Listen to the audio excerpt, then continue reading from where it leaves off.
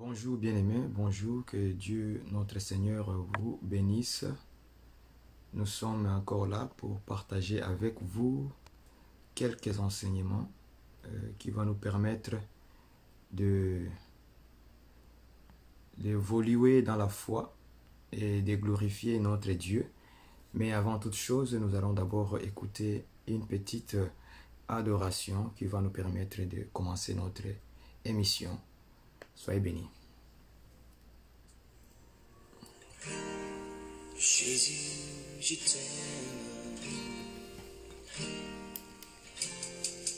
Reçois du cœur que je trouve à donner tout l'amour que mes yeux n'ont pas su te montrer. Je veux n'être que toi. Jésus, je t'aime.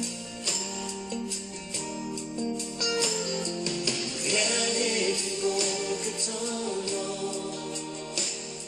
Rien n'est plus saint que le sang du pardon.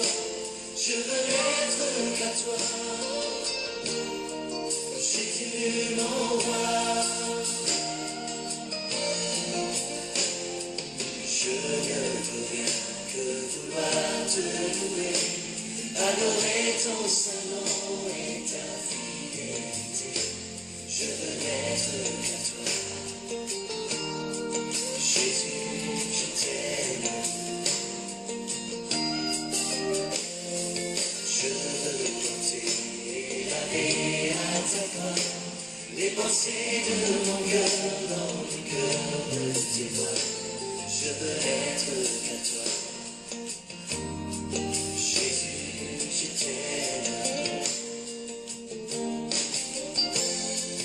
Rien n'est plus beau que ton nom. Rien n'est plus saint que le sang du pardon. Je veux n'être qu'à toi. Jésus m'envoie.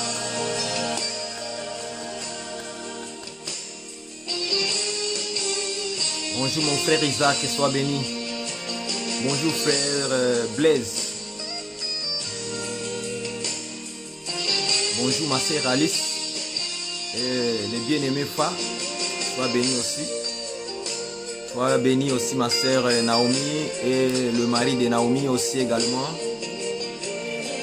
Ah bonjour sœur Sarah, sois béni aussi. Nous sommes en train d'adorer le Seigneur. On veut encore une fois se prosterner devant la parole et danser la danse de David.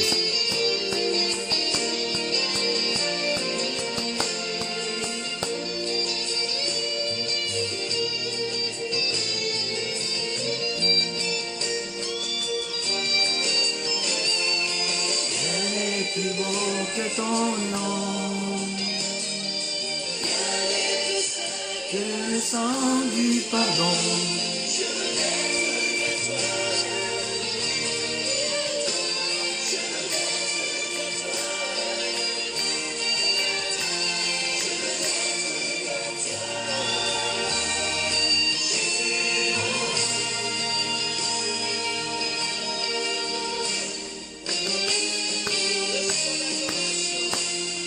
reçois l'adoration. Tu es le roi, notre victoire. Digne es-tu, Seigneur, Emmanuel.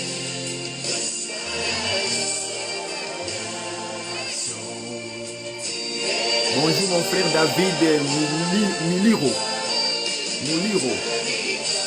Sois béni mon frère.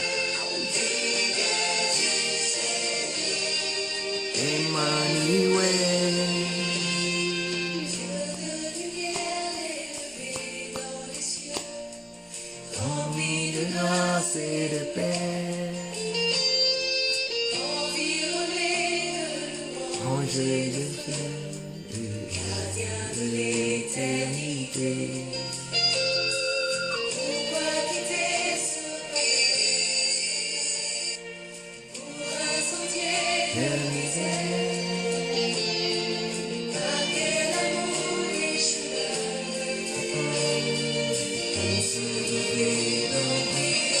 Bonjour mon frère Régi, sois béni. Et aussi ma sœur Ninsa. Bonjour ma sœur Thérèse. Sois béni aussi pour ta présence. Que Dieu te bénisse. Emmanuel.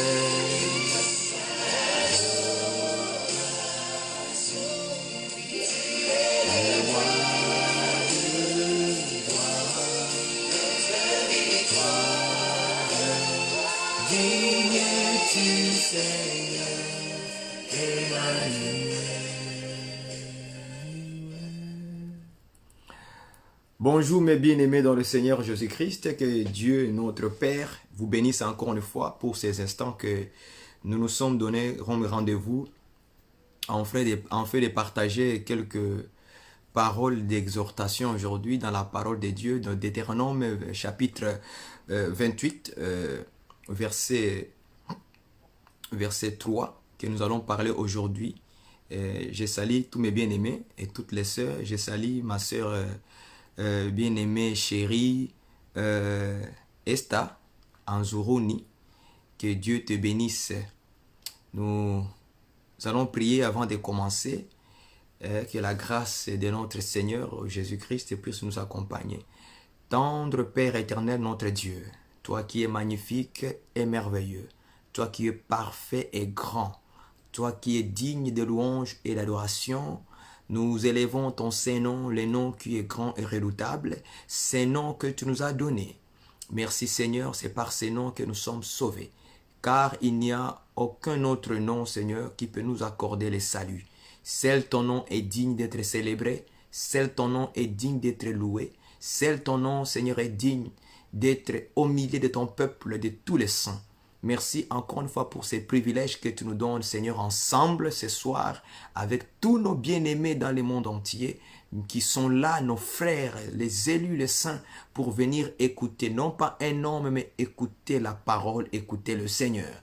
Sois béni pour la lumière que tu vas nous tous nous donner aujourd'hui. C'est pourquoi, Père, nous nous remettons entre tes mains. Pardonne-nous de tous nos péchés. Pardonne-nous de nos iniquités. Quel que soit que nous avons médité quelque chose de mal dans notre cœur, pardonne, Seigneur. Purifie nos cœurs. Sanctifie-nous par ta vérité. Ta parole est la vérité. Merci, Seigneur, parce que tu nous gardes en ton nom. Nous te bénissons, nous te rendons grâce. Au nom de Jésus-Christ, ainsi nous avons prié. Que ce message aujourd'hui, Seigneur, soit une bénédiction pour nous tous, afin de marcher encore selon tes voies. Merci, Père éternel. Amen. Nous allons commencer notre moment d'enseignement, d'exhortation aussi en même temps, parce qu'aujourd'hui, nous ne serons pas vraiment longs, mais nous allons donner ce qui est nécessaire, afin que le peuple ce soir soit exhorté, fortifié, encouragé, édifié, que l'Église puisse prendre de l'avant, puisse connaître les secrets de la parole de Dieu, qu'ils puissent comprendre comment leur papa parle, de quelle manière. Je vais commencer par dire ceci. J'ai vu un commentaire de quelqu'un, je ne sais pas c'est qui, mais j'aimerais quand même vous en parler avec vous pour juste vous mettre en garde un petit peu. Quand vous allez voir l'affiche que j'ai mis dans ma page Facebook concernant l'émission d'aujourd'hui, il y a quelqu'un qui a commenté en disant « Repentez-vous, repentez-vous, repentez-vous ». Et puis, il dit « Ne courez pas aux bénédictions, aux choses de ce monde actuel. Cherchez premièrement le royaume des cieux. » Je vais vous dire ceci, bien-aimé. C'est lui qui a fait ces commentaires-là. Avant de juger un affiche de quelqu'un, il faut d'abord avoir l'écouté. Okay? Avant de juger quelque chose, il faut d'abord écouter la personne, quel est le message qu'il veut donner au peuple de Dieu. Beaucoup de gens ne me connaissent pas en ma manière de parler. Hein. J'ai remarqué que beaucoup de gens ne me connaissent pas assez. Okay? Ça ne sert à rien de venir faire des commentaires par ta propre logique. Tu n'as pas encore écouté à la personne quelle est la bénédiction il veut parler. Tu as déjà fait des commentaires négatifs. Vous voyez qu'aujourd'hui, nous nous trouvons... les gens ont du mal à comprendre qu'il existe la bénédiction spirituelle. Donc, dès que les gens entendent seulement le mot bénédiction, automatiquement dans leur cerveau, ils se disent ce sont des choses matérielles. Et c'est comme ça que beaucoup de prophètes qui tordent l'essence des Écritures ont fait voir aux gens que tout ce qui est écrit dans la Bible comme bénédiction, il s'agit nécessairement de bénédictions matérielles. Pour nous qui ont cet évangile, l'évangile de Christ, l'évangile éternel, l'évangile du salut, nous écoutons d'abord papa parler. Nous savons que notre papa a un langage. Notre papa a sa façon de s'exprimer. Est-ce que vous voyez ça? Donc notre papa, quand il parle de la bénédiction, nous on va vers papa. Qu'est-ce que tu voulais dire par les mots bénédiction? Est-ce qu'il s'agit de bénédictions matérielles ou il s'agit de bénédictions autres qui sont spirituelles? Et les commentaires là, ça m'a fait un peu rire parce que j'ai vu que ça c'était un peu manqué de sagesse. D'avoir donné déjà un objectif à quelque chose que peut-être la personne n'a pas la même vision. Ça, je vais dire, ne soyez pas propre à parler lorsque vous voyez une affiche de quelqu'un. Il faut d'abord l'avoir écouté. Il faut d'abord écouter la personne. Quelle est la bénédiction de parler? Vous voulez devenir faire des repentances inutiles qui n'ont rien à voir avec la pensée de celui qui va donner les messages. C'est très important.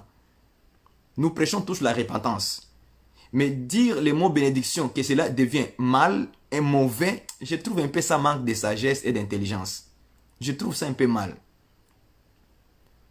D'ailleurs, quand vous écoutez mes messages, vous allez voir que je me focalise jamais sur les bénédictions matérielles. Je parle toujours des bénédictions spirituelles. J'encourage les gens à s'attacher beaucoup plus à Christ que de parler des choses matérielles. D'ailleurs, les messages d'hier, c'était que ça, non? J'ai banni vraiment les choses matérielles. Je les ai bannis vraiment. Je trouve ça vraiment, c'est manque vraiment d'intelligence. De quand tu entends les mots bénédiction, toi tu crois déjà bénédiction matérielle. Et tu commences à condamner. Repentez-vous. Non, c'est pas comme ça. C'est pas comme ça. Les saints, nous devons apprendre à être modérés. Nous devons apprendre, s'il vous plaît, apprenons à être des gens qui marchent avec la sagesse de Dieu. Dieu a mis tout dans la Bible. Il nous a montré comment les choses fonctionnent. L'écriture est là. On ne juge pas une personne sans l'avoir écoutée. L'écriture est là. Mais pour les mettre en pratique, beaucoup ont de la misère de mettre la parole de Dieu en pratique. On a cette misère-là. Je ne sais pas pourquoi on a cette misère-là. Et on commence à condamner des gens en avance. Mais il faut d'abord écouter. C'est à partir de son enseignement que tu vas juger. Vous, là, vous êtes là-bas. Là. Vous êtes des juges. Vous me jugez. Vous me jugez. Quand je suis en train d'enseigner, là, vous êtes maintenant d'écouter et en même temps vous jugez l'enseignement. Là où l'enseignement marche très bien, vous dites Amen. Mais là où vous voyez que le frère Barouani s'est trompé, là vous dites pas Amen. Est-ce que vous voyez ça? Parfois je vous dis, prenez note, allez examiner. C'est ça que moi je dis tous les jours. Hier je l'ai fait aussi, j'ai dit la même chose hier. Je l'ai dit, prenez note. Après l'émission, restez dans votre cahier, résumez, prenez les versets avec la Bible à l'appui ouvert. Tu lis, est-ce que le frère a bien interprété ici? C'est ainsi que alors tu sauras que ce que j'ai dit, c'était la vérité ou c'était faux. Est-ce que vous voyez ça? Mais venir déjà commencer à condamner la personne sans m'avoir écouté, de quelle bénédiction je vais dire, et commencer à crier, repentez-vous, repentez-vous, repentez-vous. Mais tu penses que ta repentance va faire quoi? Apprenons à les gens qui... Apprenons, frère, la parole, comme Christ. Marchez avec la parole, frère. Sinon, on va faire des guerres inutiles qui n'ont pas de sens. Écoutez d'abord la personne. C'est à partir de son nom, pas à partir d'un titre, un titre que j'ai mis, un thème que j'ai mis seulement, tu considères à juger. Ne marchez pas comme ça. Les thèmes là, ça peut donner un autre message à l'intérieur. Je peux mettre un thème bénédiction. Mais le message qui est dedans dans ce thème là, c'est un autre message. Ce n'est pas les bénédictions matérielles. Voilà pourquoi je voulais un peu exhorter là-dessus. Soyons sages, intelligents, comme les enfants du Père. Comme notre papa est sage, il est intelligent. Nous aussi, on est appelés à être sages et intelligents. On doit marcher avec la sagesse. Et si tu n'as pas la sagesse, demande la sagesse à Dieu. Parce que Jacques a dit cela. Si tu sais que tu n'as pas la sagesse, demande-le à Dieu. Il va te l'accorder par la foi. Amen. Soyez bénis. J'ai fini. Je pense que ma petite contribution pour l'aide des conseils a bien passé. J'aime beaucoup faire ça pour commencer le message. Donc, nous allons maintenant aller dans notre message de Deutéronome 28, verset 3. Nous allons le lire ensemble avec vous. Bonjour, papa Adolphe Lisenja. Sois béni, mon frère. Nous te suivons beaucoup, frère. Beaucoup de nourriture solide. Il faut penser aussi à nous qui sommes des bébés spirituels. Nous sommes encore au lait. Je vois que tu donnes trop de gros morceaux, des morceaux des os. Hein? Pensez aussi à nous, les bébés spirituels, s'il vous plaît. Que Dieu te bénisse pour tes messages que tu donnes à ce temps ici, là. C'est pour nous nourrir encore à grandir. Dieu est merveilleux. Je lis avec vous Deutéronome 28, verset 3. Tu seras béni dans la ville et tu seras béni dans les champs. Point. C'est tout ce que nous allons prendre aujourd'hui. Verset 3. Tu seras béni dans la ville et tu seras béni dans les champs. C'est Dieu qui donne cette parole dans Deutéronome. Vous savez que la parole de Dieu nous dit que tout ce que Dieu dit est la vérité. Parce que je pense que quelque part, Psaume dit, toutes tes paroles sont véritables. Parfois, il disait, tes commandements sont vrais. Est-ce que vous voyez ça? Parfois, il disait, la loi, ta loi est la vérité. C'est-à-dire que tout ce que Dieu a dit comme loi, c'est une vérité. Est-ce que vous voyez ça? Même si Dieu a dit, il faut que vous saisissiez la façon de parler de votre papa. Même si Dieu a dit aux Lévites, vous prendrez l'agneau, vous allez l'égorger, vous prendrez le sang, vous allez répandre sur le peuple. Ok? C'est une vérité. Ben oui, c'est une vérité. Parce que tout ce que Dieu commande dans sa bouche, ça ne doit pas être un mensonge. Ça doit être une vérité. Est-ce que vous comprenez ça? Ça doit être une vérité. C'est une loi sacrificielle. Mais c'est une vérité que Dieu a dit. Pourquoi je dis cela? Parce que Hébreux chapitre 7, je crois, ou 9, il dit que ce qu'on sacrifiait dans la loi, c'était l'ombre des choses célestes. C'était les images du ciel. Voilà pourquoi tout ce que Dieu dit comme loi, c'est une vérité. Ce n'est pas un mensonge, c'est une vérité. Donc quand Moïse construisait le tabernacle, la tente, même si c'était une image, c'était l'ombre, c'était une vérité. Est-ce que vous voyez ça? Parce qu'il prenait que ce qui était au ciel. C'est ça que Moïse a mené sur la terre. Quand on sacrifiait l'agneau, c'était l'ombre de ce qui était véritablement l'agneau au ciel. Donc c'était une vérité. Ce n'était pas un mensonge. Dieu ne faisait que produire ce qui est au ciel. Il ramène ça sur la terre. Donc c'est une vérité alors. Ce n'était pas un mensonge. Pourquoi? Parce que l'Écriture me dit qu'en lui, il n'y a pas point de ténèbres. En Dieu, il n'y a pas de ténèbres. Il n'y a rien de mensonge qui peut sortir dans la bouche de Dieu. Donc c'est une vérité. Est-ce que vous voyez ça? Voilà. C'est ça qui est la chose qui manque un peu dans beaucoup de serviteurs et qui crée des problèmes. Lorsqu'on commence à comprendre les choses, le langage de papa, comment il parle, on n'aura pas de problème. C'est-à-dire que lorsque Dieu dit, tu seras béni dans la ville, c'est une vérité. Ce n'est pas un mensonge. C'est une vérité. Et comme c'est Dieu qui l'a prononcé, Dieu il sait.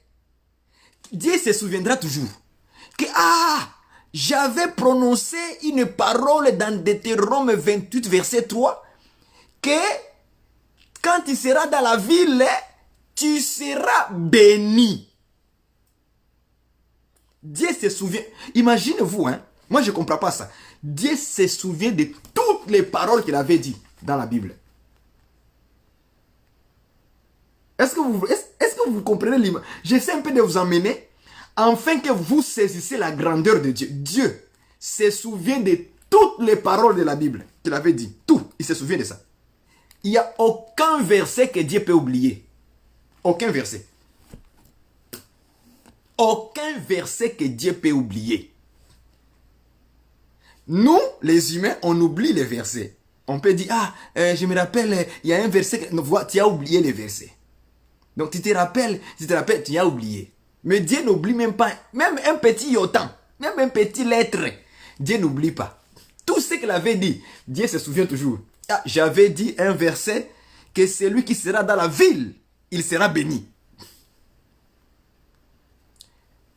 Donc, selon Dieu, je m'en vais doucement, parce qu'on ne sera pas long, je vais vous exhorter aujourd'hui.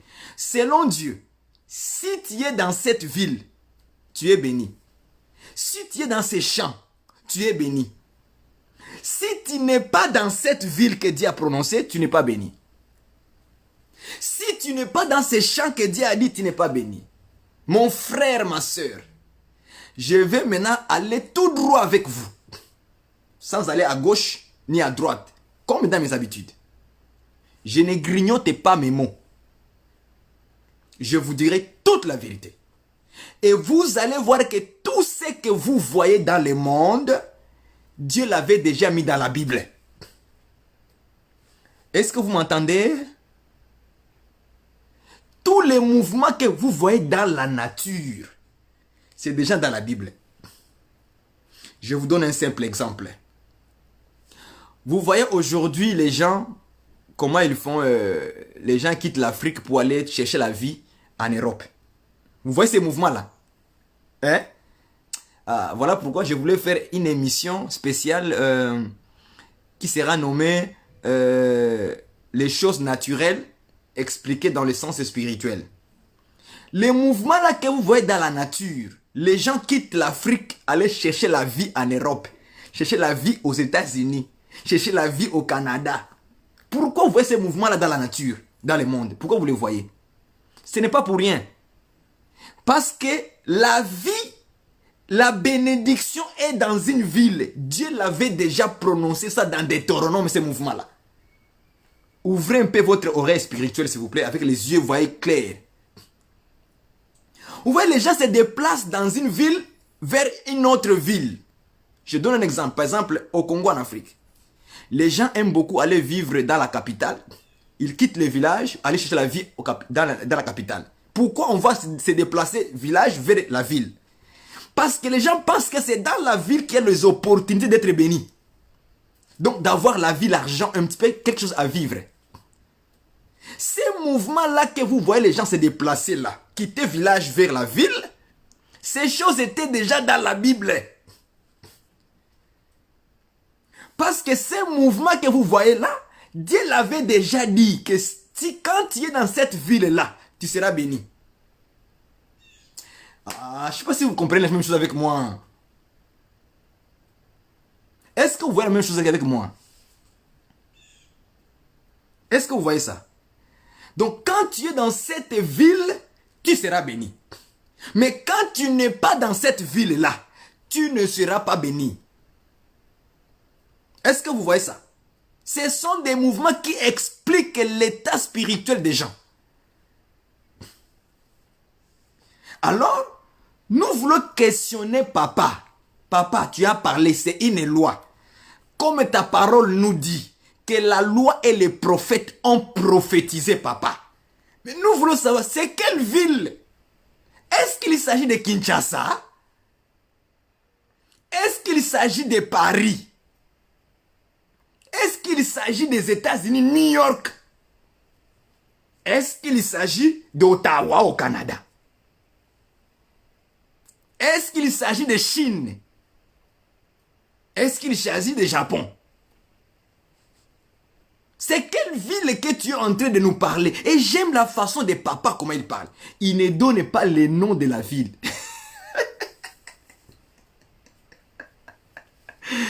Est-ce que vous voyez ça? Il ne donne pas les noms de la ville.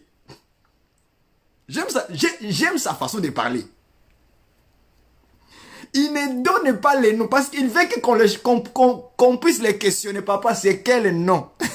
C'est quelle ville? C'est quoi son nom, cette ville-là? J'aime ça. Ça, c'est notre papa. C'est sa manière de parler. Il ne donne jamais les noms. Même quand il avait demandé au qui ça? Je vois aux Lévites de prendre l'agneau, les animaux, les sacrifier, tout ça là. Il n'a jamais donné les noms. Hein. Il n'a jamais donné les noms de l'agneau qu'on va venir agrocher. Il n'a pas donné ça à Moïse. Il a dit seulement, dans Exode 12, là, il a dit seulement à Moïse, vous prendrez un agneau ou un chevreau. Mais il n'a pas donné les noms à Moïse. C'est quel cet agneau, ça s'appelle comment? Ceux qui ont su les noms de l'agneau, c'est nous les nations. Est-ce que vous comprenez ça, frère? C'est lui qui a su les noms de l'agneau. C'est nous qui l'ont su que l'agneau s'appelle... L'agneau a un nom. C'est Jésus-Christ. C'est nous qui ont su ça. Mais Israël n'a jamais su l'agneau c'est à quel nom. Jamais de la vie. Dieu ne nous a pas révélé ça. Même les noms de la ville qu'on va voir aujourd'hui. Les noms de la ville. Dieu n'a jamais donné les noms de la ville aux enfants d'Israël. Voici la ville en question que je parle, c'est tel nom. Il n'a jamais donné ça. C'est nous maintenant qui vont connaître les noms de la ville. Bible. Ah là là là là là là. Hey, hey, hey. Est-ce que vous voyez ça? C'est ça mon frère papa Adolphe. C'est ça la parole. Est-ce que vous comprenez ça? Il n'a jamais donné les noms. Même quand Dieu était en train de dire à Moïse, tu vas vêtir Aaron de vêtements, la ceinture, la tunique, la robe d'éphod, puis tout ça là. Dieu ne lui a jamais donné les noms, même des vêtements. Mais nous, c'est nous qui ont eu les noms de ces vêtements là.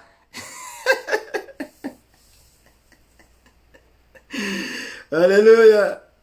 Donc Moïse, il faisait des choses sans comprendre qu'est-ce qu'il était de faire. Donc il fallait que Dieu ne lui a pas donné les noms. Mais qui va porter les noms?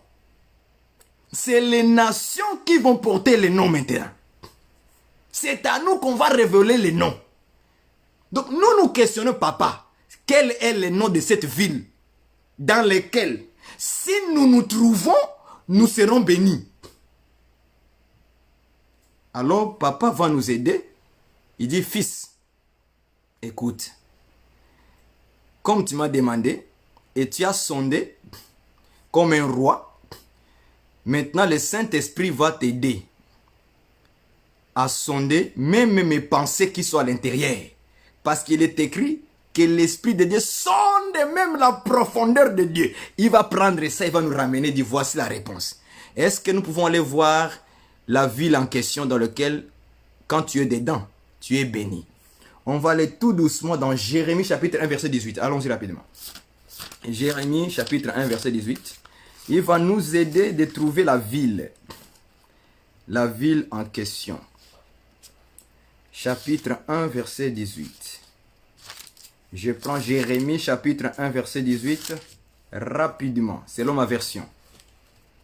Il est écrit ceci. Dieu parle à Jérémie et il lui dit, voici, Jérémie, voici, je t'établis en séjour sur tous les pays, comme une ville forte, virgule, une colonne de fer et un mur d'airain. Est-ce que vous avez vu la même chose avec moi? Dieu dit à Jérémie, je t'établis dans ces pays ici-là, comme une ville forte. Ah, merci Seigneur. Donc Jérémie était une ville. Acclame le Seigneur. Acclame le Seigneur là où tu es. Est-ce que vous voyez ça? Donc Jérémie, c'est toute une ville forte dans un pays. Mais il faut comprendre que un prophète, il ne parle pas de lui. J'aime ces choses. Donc Jérémie, un homme peut être une ville. Est-ce que vous voyez ça? Maintenant, remarquez maintenant, c'est qu'on a, Jésus a posé la question aux gens. Jésus, il pose la... Prenons Matthieu chapitre 16, je crois. Prenons Jérémie chapitre 16, Matthieu chapitre 16. Je prends ça rapidement pour expliquer Jérémie. J'explique Jérémie là. Hein? Matthieu 16, versets 13 à 14. Je crois, 13 à 14, oui. Jésus étant arrivé dans le territoire de Césarée, de Philippe, demandant à ses disciples, qui dit-on que je suis, moi le Fils de l'homme? Ils répondirent, les disciples répondirent. Les uns disent que tu es Jean-Baptiste, ok. Les autres Élie, ok. Les autres Jérémie, vous voyez ça? Les autres qui? Jérémie, ok. Et ou l'un des prophètes, ça veut dire que tous les prophètes, c'était Jésus lui-même. Est-ce que vous voyez ça? Je continue. Et vous, leur dit-il, qui dites-vous que je suis? On arrête par là. Donc, Jésus-Christ pose la question aux gens, à ses disciples. Qu'est-ce que les gens disent de moi? Il dit que les gens, quand ils te regardent, ils disent que tu es Jean-Baptiste. Les autres, quand ils te regardent, ils disent non, tu es Élie. Les autres, quand ils te regardent, ils disent que tu es Jérémie. Ah bon? Donc, moi, je suis... Et Jésus n'a pas refusé. Il n'a pas dit que non, les gens mentent. Ça, ce sont des menteurs. Non, il n'a pas dit ça. Il a dit maintenant, et vous? Est-ce que ça... Quand Jésus dit, et vous? Au lieu de dire que non, ces gens-là mentent, il dit, et vous? Ouais, ça? Ça veut dire que les gens, quand ils regardaient Jésus, ils voyaient Jérémie. Or, il est écrit dans Jérémie chapitre 1, verset 18, que Dieu lui a établi comme une ville. Donc, si Jésus c'est Jérémie, donc Jésus-Christ c'est qui? C'est une ville. Acclame le Seigneur. Kitoko. Je suis en train de trouver la ville de Deutéronome 18. Est-ce que vous comprenez avec moi? Donc, Jésus-Christ c'est toute une ville, frère. Non pas n'importe quelle ville, une ville fortifiée, une ville forte. Est-ce que vous voyez ça? C'est ça le mystère de la parole du Seigneur. Donc Jésus-Christ c'est une ville, frère.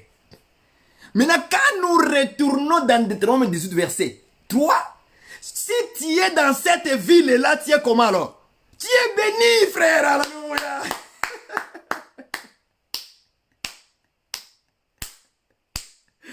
Alléluia. Donc quand tu es en Jésus-Christ, tu es béni, frère.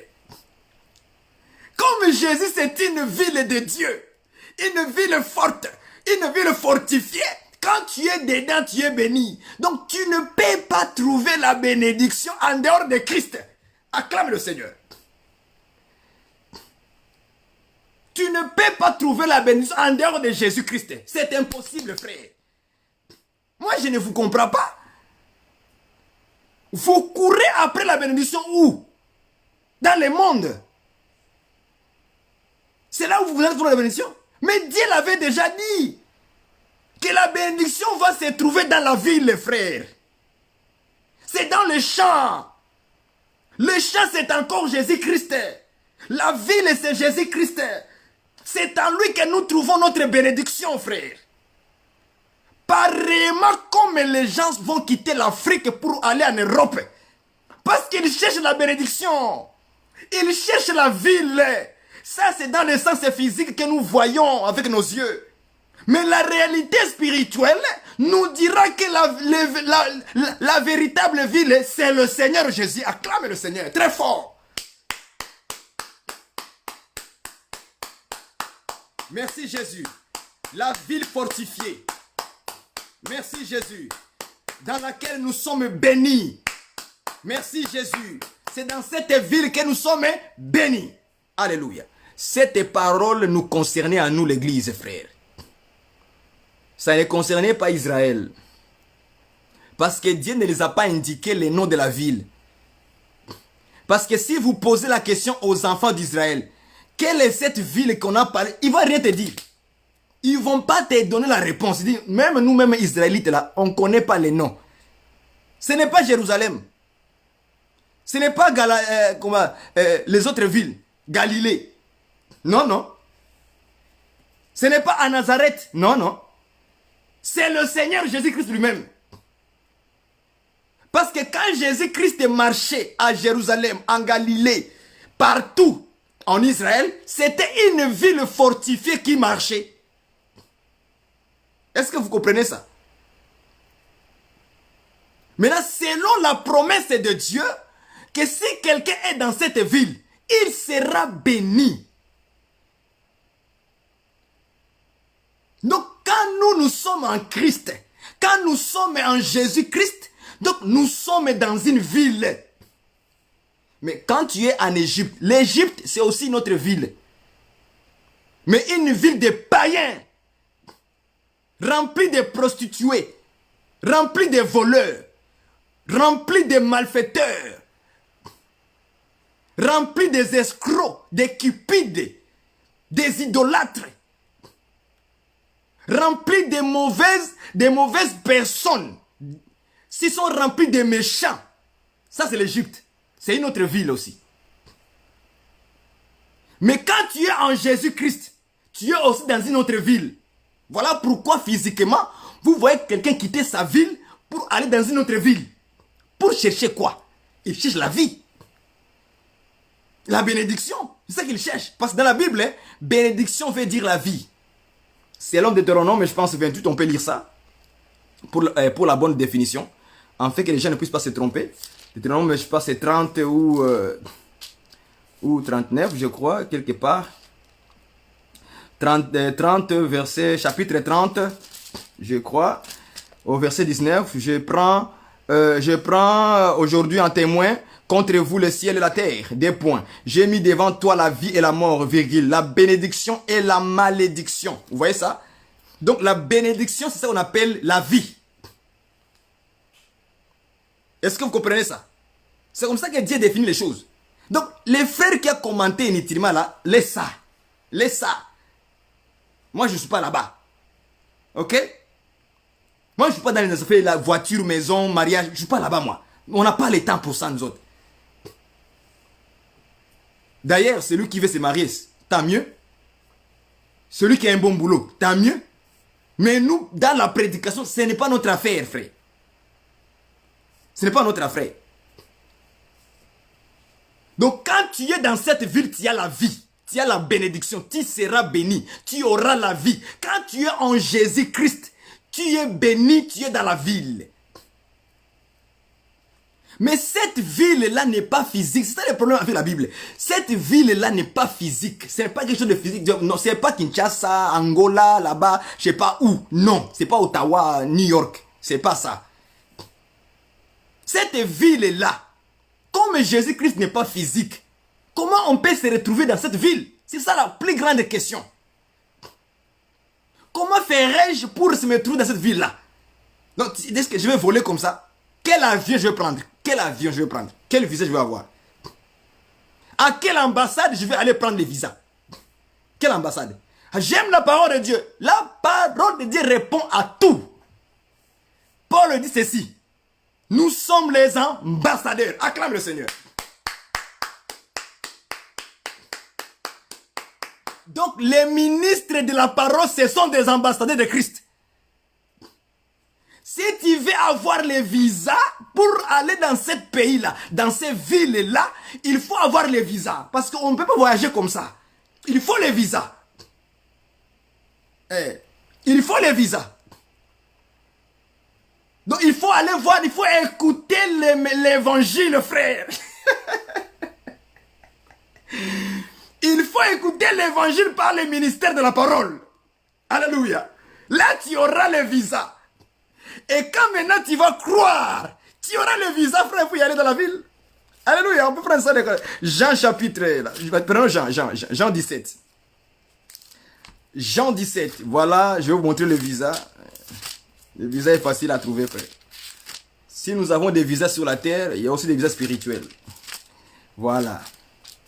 Jean 17, verset 20. Les visas, c'est l'évangile, la parole. C'est ça les visas, mon frère. Il ne faut pas aller plus loin. Je prends Je prends Jean 17 au verset 20. Ce n'est pas pour eux seulement que j'ai pris, mais encore pour ceux qui croiront en moi, le visa, par leur parole. Est-ce que vous voyez ça? Donc quand les apôtres vont prêcher, c'est lui qui va accepter, il va croire à ça. Croire, c'est-à-dire recevoir. Hein? C'est ça, croire. Donc on te donne le visa en réalité. C'est ça, tu reçois les visas. Vous voyez les mouvements physiques que nous faisons physiquement. Dans les spirituels, Dieu a englobé ça comme croire. C'est comme genre tu bois de l'eau. Dieu appelle ça comme croire. C'est comme manger la nourriture. Dieu appelle ça croire. C'est comme regarder. Quand tu regardes comme ça, donc tu as cru. Tu crois.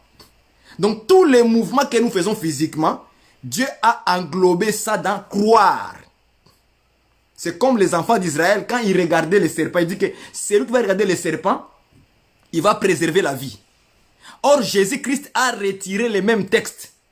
Il a dit, comme Moïse a élevé les serpents, ok, ainsi le Fils de l'homme sera aussi élevé. Et quiconque croira en lui. Mais quand vous regardez les textes dans nombre, les gens, ils ne croyaient pas, ils regardaient seulement les serpents. Vous voyez? Donc Dieu a pris les mouvements de regarder comme ça avec les yeux. Dieu interprète que ça c'est croire. C'est comme ça que Dieu a englobé tous les mouvements que nous faisons physiquement dans le sens de croire. Tout simplement. Donc quand on te donne quelque chose et toi tu reçois, donc tu as cru. Les mouvements là de donner et de recevoir, c'est comme on te prêche et tu crois à la parole. Dieu voit ça comme un mouvement de recevoir. Tu reçois quelque chose dans tes mains. Et c'est le même mouvement qu'on fait avec les visas. Tu vas aller demander les visas. On te donne les visas. Toi, tu reçois les visas. Donc, on te prêche la parole. Toi, tu crois à la parole. Est-ce que tu vois ça maintenant? C'est ça le mouvement que Dieu a englobé tous ces mouvements-là dans les mots croire à la parole, à l'évangile. Est-ce que vous voyez ça? Il dit que je ne prie pas seulement pour eux, mais pour tous ceux qui croiront en lui, en moi, par leur parole. Est-ce que vous voyez ça? Or, Paul avait déjà dit ça, que nous sommes les ambassadeurs de Christ. Donc, nous faisons fonction d'un ambassadeur. Or, le bureau des ambassadeurs, c'est un bureau qu'on donne les visas. Est-ce que vous voyez ça? C'est la même chose, c'est une chose physique, mais ça peut s'interpréter de manière spirituelle. Donc, ne prenez pas vos serviteurs qui sont en train de vous servir là-bas comme des simples hommes. Non! Il faut qu'on, frère, dans les assemblées des saints, on doit faire l'effort, comme notre bien-aimé Paul avait dit, qu'il faut avoir la considération de ceux qui vous servent, de ceux qui vous servent dans l'église. Pourquoi considération? Parce que dans la Bible, un ministre dédié à plusieurs images. Suivez-moi attentivement. Voilà pourquoi vous les frères et sœurs, vous, je vous parle, je parle de personne, moi. Il faut qu'on puisse se recadrer. Il faut qu'on puisse se respecter. Il faut qu'on puisse donner à chacun son honneur dans son travail. Il faut qu'on arrête de faire des blagues. Non, non. Il faut qu'on arrête ça. Un ministre de Dieu, ce n'est pas quelqu'un à qui tu vas parler avec légèreté. C'est un ambassadeur. Ok? C'est un ambassadeur de Christ. Il fait fonction de celui qui donne le visa. Il signe. Ce n'est pas pour rien qu'il parle de la parole de Dieu. Parce que c'est un envoyé de Dieu. Un envoyé du roi. Un envoyé du président. Quand lui, il est là, il fait pour le service de celui qui lui a envoyé. Ok? La Bible nous appelle comme des ministres.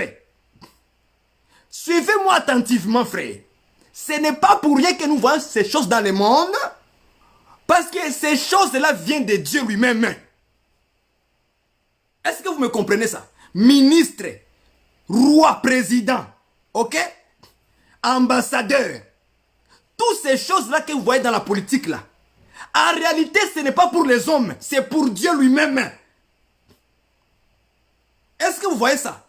Donc quand vous voyez votre frère en train d'être devant la chair, en train de vous prêcher, d'annoncer la parole, c'est un ministre des Affaires étrangères. C'est un ministre de l'éducation. C'est un ministre, donne-moi tous les titres, un ministre de quoi encore?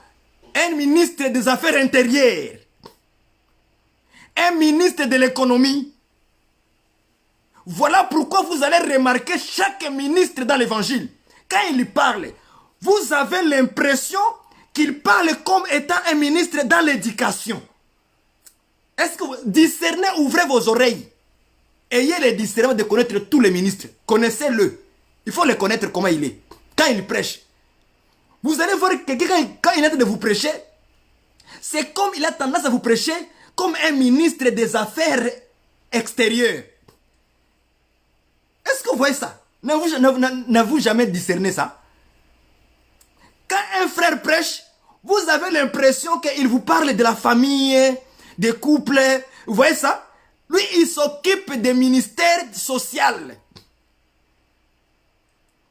Votre problème, c'est quoi? C'est que vous ne discernez pas, vous prenez les gens à la légère. On n'a pas dit que parce que je suis ton frère, que tu dois commencer à me considérer. Faites attention. Faites attention à ce que tu fais là. Paul n'a pas enseigné ça. Il dit qu'il faut considérer ce qu'il vous enseigne. Il dit que ceux qui enseignent là, on les doit l'honneur. Mais à ma grande surprise, je me vois comme si entre nous, il commence à avoir un peu de légèreté. Et l'homme de Dieu, lui aussi, il est devenu léger.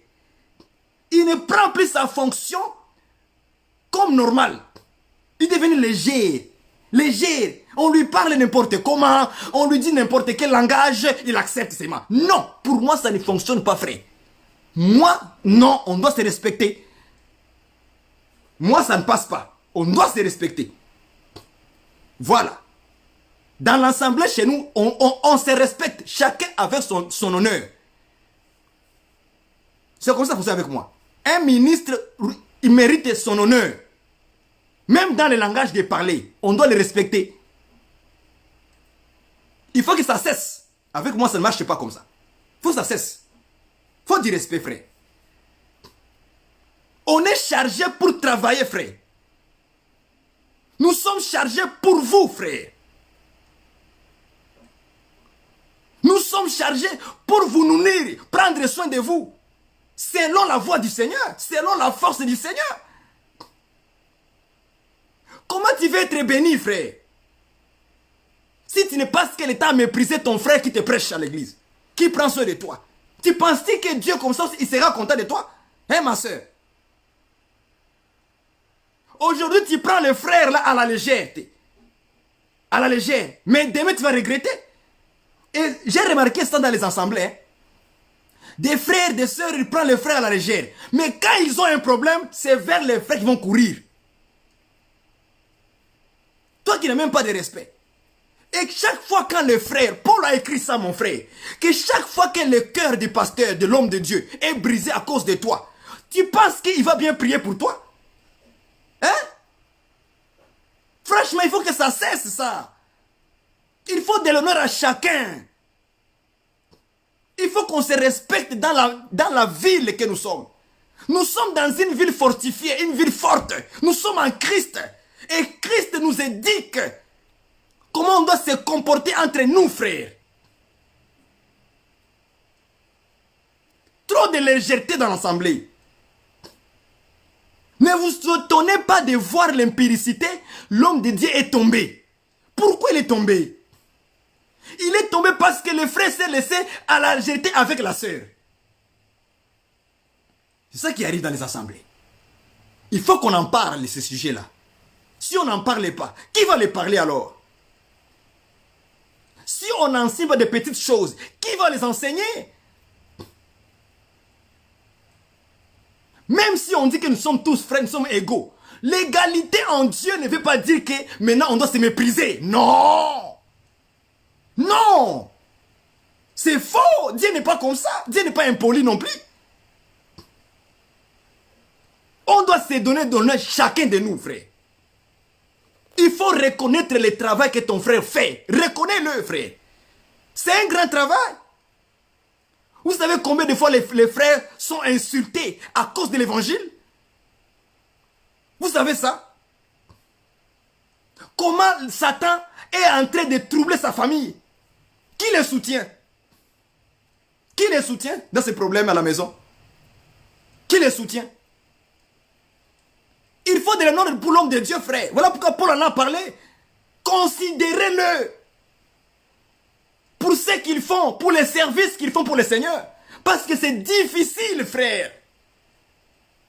C'est dur. Nous portons double douleur. Un homme double. D'abord, Satan l'attaque à travers ses enfants-là. Satan l'attaque. Si sa femme n'est pas forte dans la foi, Satan passe par sa femme. Est-ce que vous voyez ça? Ce n'est pas seulement ça, hein? C'est l'église aussi. Chaque fois quand des frères ont des problèmes, il vient vers le pasteur, vient l'homme de Dieu. Viens, pasteur, regarde, moi encore, ma femme, mes enfants. Mais tu ne sais pas que le frère là que tu parles, lui aussi il a des problèmes avec ses enfants et sa femme.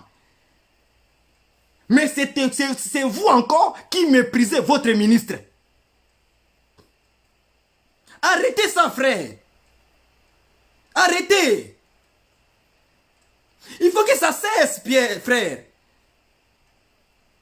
Finissons ça. Considérez-le, frère. Honore-les. Prie pour eux. Parce que c'est dur. On souffre et non, c'est dur, frère. Quand nous entendons beaucoup de sœurs pleurer, mon mari m'a fait ceci, mes enfants ne m'écoutent pas. Ça nous fait aussi mal, nous aussi les ministres. Ça nous fait aussi mal, frère. Ça nous fait aussi mal. On est bloqué. Il y a trop de problèmes, frère. Considérons-nous les uns. Soutenons-nous, frère. Ça me fait très mal. Très mal, frère. Et vous voulez que Dieu puisse nous bénir dans cette ville-là? Vous voulez vraiment que Dieu nous bénisse comme ça? Dieu nous a promis, mais il voit encore beaucoup de problèmes. Dans la ville où nous sommes, nous devons être déjà bien enseignés. Et c'est la raison pour laquelle Dieu amène de l'ordre dans sa ville. Il faut qu'il y ait de l'ordre. Nous sommes en Christ. La ville, c'est Christ. C'est le Seigneur Jésus-Christ. Cette ville-là n'est pas physique. C'est ça que nous appelons la parole, l'évangile, frère. Quand tu as cet évangile, tu es dans la ville.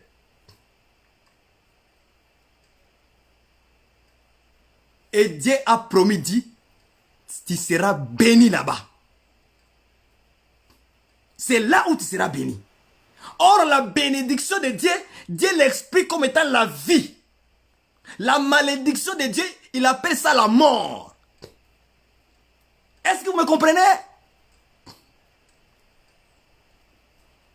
Donc, si tu veux avoir la vie, c'est dans cette ville-là qu'on trouve la vie. C'est dans la parole de Dieu qu'on trouve la vie. Jean chapitre 1, verset 4. Allons-y rapidement. Jean, où est-ce qu'il y a la vie? La vie est où? La vie est loin. Jean chapitre 1, verset 4. Je commence au verset 1 pour la bonne compréhension. Au commencement était la parole et la parole était avec Dieu. La parole était Dieu. J'aime ça. Elle était au commencement avec Dieu. Verset 3. Toutes choses ont été faites par elle et rien de ce qui a été fait n'a été fait sans elle. 4. En elle était la vie et la vie était la lumière du monde, frère. En elle était la vie. Or, Dieu avait dit que c'est dans la ville là qu'il sera béni. La bénédiction, c'est la vie. Donc la vie est dans la ville. La ville, c'est la parole, Jésus-Christ. C'est dans cette ville, c'est en Jésus où nous trouvons la bénédiction qui s'appelle la vie. Pas en dehors de ça, frère. Si vous cherchez la bénédiction. Selon les hommes, Paul a déjà interprété ça. Il dit que ce que nous avons, c'est temporaire. C'est passager. Ça va passer. Les voitures, les maisons, les mariages, les enfants, tout ça va passer. Il y aura un fin pour ça. Mais avec ce que Dieu nous présente, il dit c'est pour éternellement. Même la vie que nous avons aujourd'hui là, physiquement, c'est temporaire. C'est pour un temps. Ça va aussi passer. Mais dis-moi, si tu es dans la ville, tu as la vie. Souligne ça très bien. Si tu es dans cette ville, tu as la vie. Mais si tu n'es pas dans cette ville, tu n'as pas la vie. Là, c'est ce qu'on appelle la bénédiction. Nous voulons vivre selon la voie du Seigneur. C'est de rester dans la ville. Nous voulons être bénis, c'est dans la ville. Dans le Seigneur Jésus. Je prends une autre écriture. Des Corinthiens. Des Corinthiens chapitre 5 verset 17. Je vais prendre un petit bout de phrase. 5, 17. Si quelqu'un est en Christ, vous voyez ça? Si quelqu'un est en Christ, c'est ça être dans la ville. Il faut être en Christ. Maintenant, comment saurions-nous que tu es en Christ? Je vous ai dit, ce n'est que la parole de Dieu. Je prends 1 Jean. 1 Jean chapitre. Parce que les gens aujourd'hui, je m'excuse un peu, les gens aujourd'hui n'aiment pas être réprimandés et être conseillés. J'ai remarqué ça. Avec moi dans l'assemblée ici, ça ne marche pas comme ça. Ça ne marche pas comme ça. Avec moi, ça ne marche pas comme ça. On va se réprimander, on va se corriger et on doit accepter la correction. On doit avoir un cœur d'accepter la correction. Même si ça fait mal. On doit apprendre à accepter du oui. Frère, il faut qu'on soit honnête. Oui, oui. Quand tu sais que non, ça j'ai mal fait, le frère, il a raison. Il faut lui donner raison. Il ne faut pas se justifier pour rien. Or, à l'intérieur, tu sais que c'est vrai. Tu le sais. Ok. Je prends 1 Jean, chapitre 2, verset 5. Comment tu sauras que je suis en Christ? Très facile à comprendre ces choses. Verset 5. 1 Jean, chapitre 2, verset 5. Mais celui qui garde sa parole, l'amour de Dieu est véritablement parfait en lui. Des points. Par là, nous savons que nous sommes en lui. Vous avez vu ça? Si quelqu'un garde, celui qui garde sa parole, donc quand tu gardes la parole, il dit l'amour de Dieu est véritablement parfait en lui. Des points. On dit par là. Ah, par là, nous savons que nous sommes en lui. Ah, donc si tu veux savoir que tu es en Christ, tu es dans la ville, donc il faut nécessairement garder sa parole. Acclame le Seigneur. C'est pas difficile. C'est ça être dans la ville, en Christ. Christ c'est Dieu. Est-ce que vous voyez ça? Donc si tu veux savoir toi-même en t'examinant, comment je saurais que je suis en Christ? Mais regarde si tu gardes sa parole. C'est simple que ça. Est-ce que tu arrives à garder la parole pour être dans la ville, en Christ, en Dieu?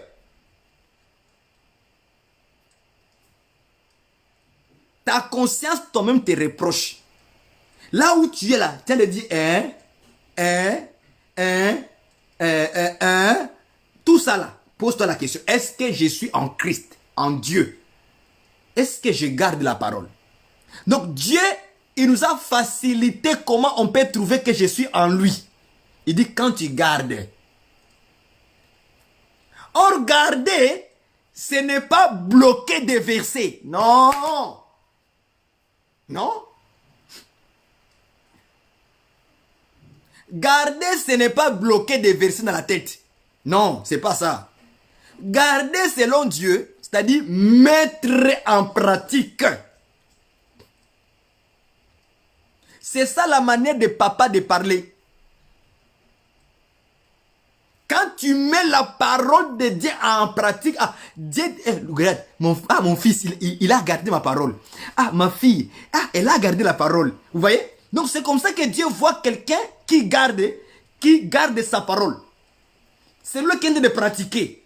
Donc dans chaque situation, toi tu gardes la parole. Donc tu le mets en pratique.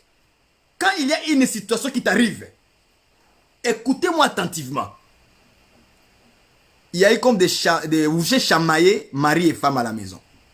Vous êtes tous des enfants de Dieu, papa et maman. Peu importe, ça peut être un couple croyant, non croyant. Hein? Croyant, non croyant, ou bien croyante et non croyant, bien, des choses comme ça. Vice versa. La situation t'arrive. Tu ne te comprends pas avec ton mari. Mais comme toi tu es l'enfant de Dieu, la fille de Dieu, tu as gardé la parole. Tu gardes sa parole. Tu vas la mettre en pratique. Est-ce que vous voyez cela? Tu prends cette parole qui parle de la soumission. Ou bien tu prends la parole où on te dit que, par exemple, les versets qui parlent de querelles. Dieu n'aime pas les gens qui se querellent entre eux. Dieu n'aime pas ça. D'ailleurs, quereller, c'est un péché qui amène en enfer. Ok? Maintenant, tu prends les versets là. Toi, tu le mets en pratique. Tu fermes ta bouche, tu ne lui réponds pas à ton mari. Ton mari monte, il parle, il crie dans la maison. Mais toi, tu es silencieuse. Donc, Dieu te voit et dit, voici ma fille qui garde ma parole. Donc, quand tu le mets en pratique, donc tu as gardé. C'est ça notre papa. Ok. Je prends un autre exemple. Tu as une situation difficile. Tu n'as pas de moyens financiers. Et puis, tu es en face d'une situation où tu as besoin de l'argent. Mais, il y a des amis qui viennent. Ils te disent, mon frère, nous, regarde, tu as une situation difficile. Mais nous, on a des moyens pour trouver de l'argent. Mais pour avoir cet argent-là, nous, qu'est-ce qu'on fait? On fait des trucs de visa. On retire des visas à la banque. On retire à peu près de 10 000 euros, 10 000 dollars. Et puis, on va te donner un morceau. Toi, tu attends ça. Toi, tu es un enfant de Dieu. Mais ce sont tes amis païens qui te proposent ça. En face de cette situation, qu'est-ce que toi, tu vas faire? Comme tu gardes la parole, tu dois les mettre en pratique. Tu prends la parole de Dieu qui te dit qu'on ne peut pas frauder. C'est du fraude. C'est du vol. Tu mets cela en pratique. Tu dis non. Je ne peux pas faire ça, moi. Est-ce que vous voyez ça? Quand Dieu te regarde là où il est au trône, il dit, voici mon fils qui garde ma parole. Est-ce que vous comprenez maintenant la façon dont Dieu parle, il dit garder sa parole?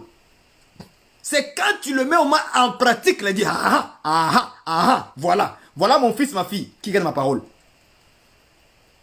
Vous comprenez la de papa? Est-ce que vous comprenez cela maintenant? Maintenant, Dieu ici, maintenant, Jean, l'apôtre Jean, maintenant, il continue, dit, c'est par là que nous reconnaissons celui qui est en lui.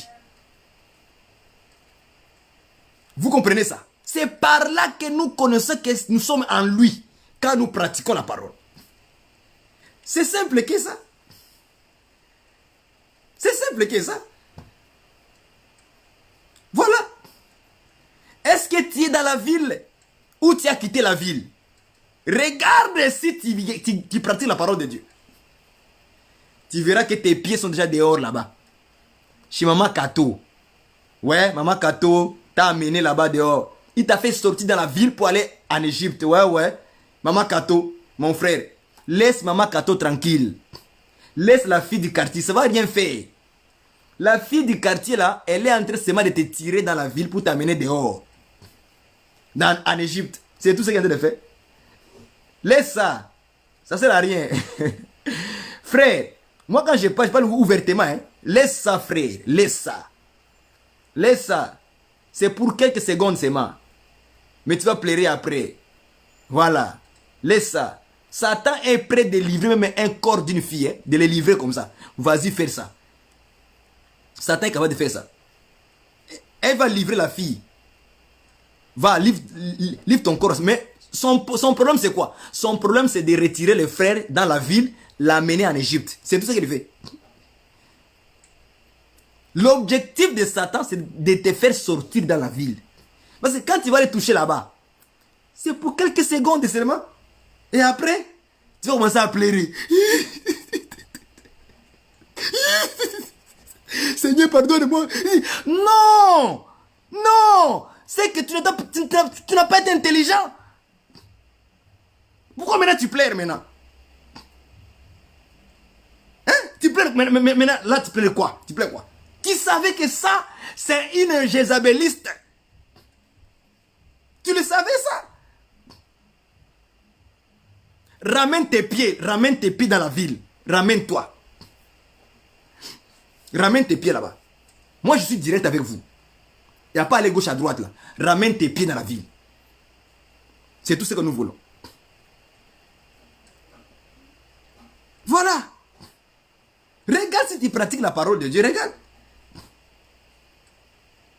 De plus en plus, le péché est en train d'avancer, de grandir, de croître.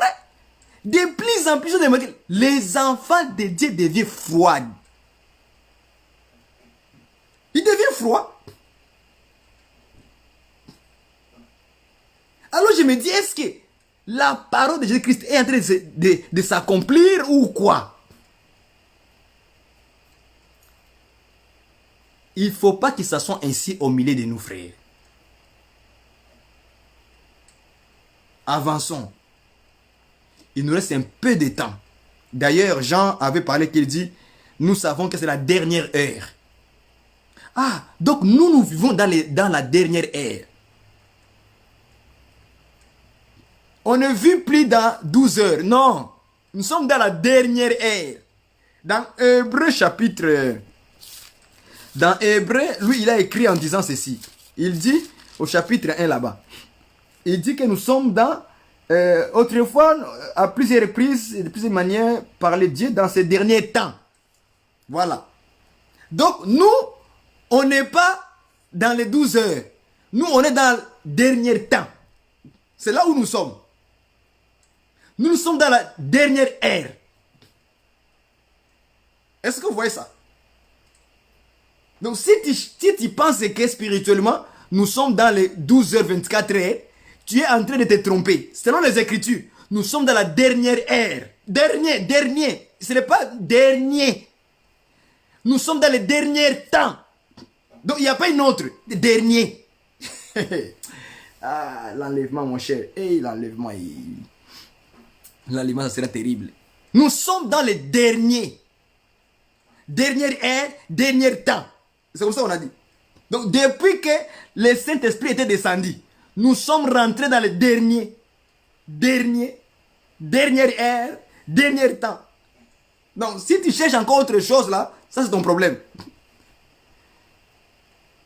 Moi, je commence maintenant à exhorter là. Si tu cherches maintenant, tu vas rester. Il y a des gens qui disent que non, je vais d'abord encore pécher. Après avoir péché, maintenant, après je vais me repentir. Non. Non. Nous sommes dans les derniers, dans les derniers temps. Donc, ne cherche pas 2 temps, 3 temps. Dans les derniers temps, dernière ère. C'est tout. On doit s'efforcer de vivre dans la sanctification de la parole. Parce que c'est la parole qui sanctifie. Dans la parole. Bon, parce qu'il y a des gens qui cherchent la sanctification en dehors de la parole. Bon, ça c'est leur problème. C'est dans la parole. Voilà. Très important. Dernier temps. C'est là où nous sommes aujourd'hui. N'en parlons même pas aussi pour la mort.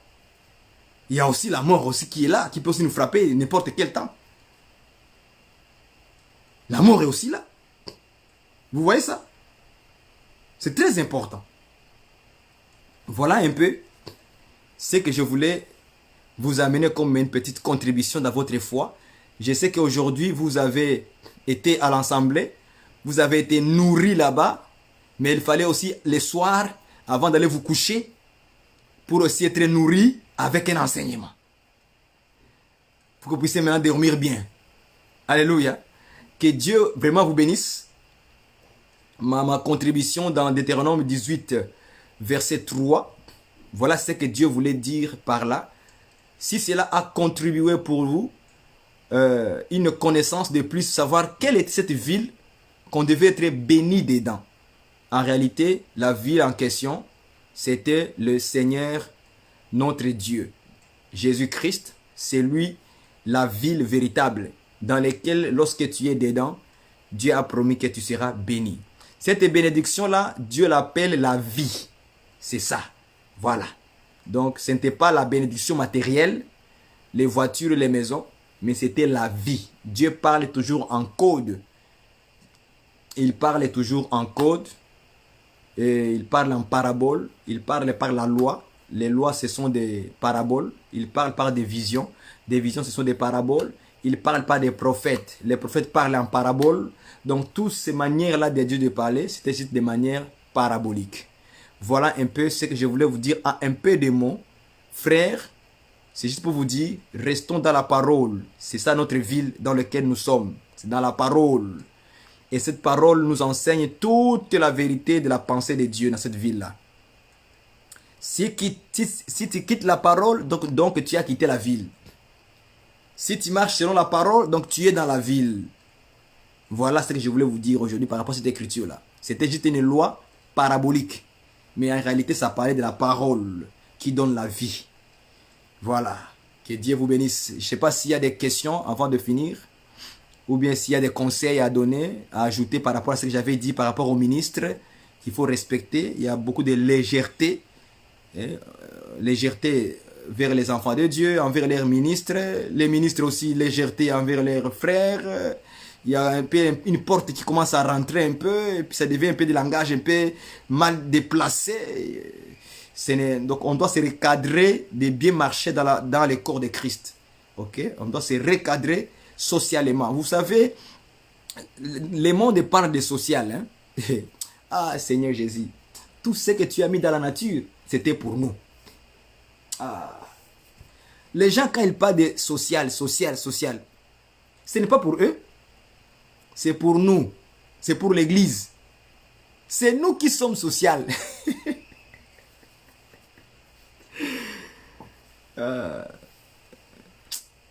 Vous savez, le Dieu a mis des choses dans la nature. Mais en réalité, ces choses-là, c'était pour ses enfants. Est-ce que vous comprenez ça? C'était pour nous. Moi, c'était pour qui? Et même les païens, ils ne comprennent pas ce qu'ils font. Ils ne comprennent pas. Mais nous, on comprend. Parce que pour nous, maintenant, on les lie avec les sens spirituels. C'est pour nous que Dieu a mis tout ça dans la nature. Voilà pourquoi Paul a dit, la nature elle-même ne vous enseigne peut-être pas. Qui enseigne la nature? Est-ce qu'un païen, il comprend ce que la nature enseigne? Je vous pose la question là où vous êtes. Répondez-moi. Est-ce que les païens comprennent ce que la nature enseigne? Non. Mais qui comprend? Voilà pourquoi Paul a posé la question à l'église. Ne savez-vous pas que la nature enseigne? Il parle à qui? Aux disciples du Seigneur Jésus-Christ. Il ne parle pas aux païens. C'est pour dire que l'enseignement de la nature concerne les enfants de Dieu. C'est à nous que ça nous concerne. Ça ne concerne pas eux. Nous. Je prends une écriture. J'ai une écriture avec moi. Romains chapitre 1. Allons-y là-bas. Romains, tu es où? Viens ici. Voilà. Je prends une écriture quelque part. On parle de ça. Vous allez voir que les païens ne comprennent rien. Même ils ne comprennent rien. Même quand Dieu a fait ça, il ne comprend pas. Je prends le verset 18. Romains 1, 18. Hein. La colère de Dieu se révèle du ciel contre toute impiété et toute injustice des hommes qui retiennent injustement la vérité captive. Car ce qu'on peut connaître de Dieu est manifeste pour eux. Vous voyez ça? ce qu'on peut connaître de Dieu est manifeste pour eux. Je m'en vais doucement. Dieu les leur ayant fait connaître. Ok. En effet, verset 20. En effet, les perfections invisibles de Dieu. Les perfections invisibles de Dieu. Parce que Dieu est invisible. Ok? Maintenant, qu'est-ce que Dieu fait? Il envoie les perfections invisibles de Dieu, sa puissance éternelle et sa divinité. Maintenant, il dit virgule, ses voix, hein, avec les yeux.